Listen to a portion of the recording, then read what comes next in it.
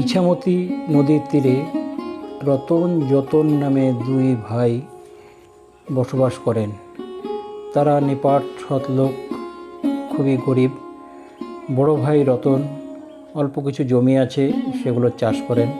আর ছোট ভাই যতন সেই নদীতে নৌকা চালিয়ে ঘাটে লোককে এদিক থেকে ওদিকে পার করে। যা যেটুকু রোজগার হয় এটুকু দিয়ে মোটামুটিভাবে তাদের সংসারটা চলে। বড় ভাই রতনের এক ছেলে এক মেয়ে। ছোট ভাই যতন এখনও বিয়ে শাদী করেননি, কিন্তু তাদের এই নদীর পাড়ের যে জীবন, খুব সুখের জীবন, খুব সুখেই তারা কাটান। কিন্তু নিপাট সৎ লোক, গরিব, কিন্তু নদীর পাড়ের বসবাসের যে স্নিগ্ধ হাওয়া। পরিশেষে বলি যে রতন যতন যমজ দুই ভাই, তাদের চেনার কোনো উপায় নেই।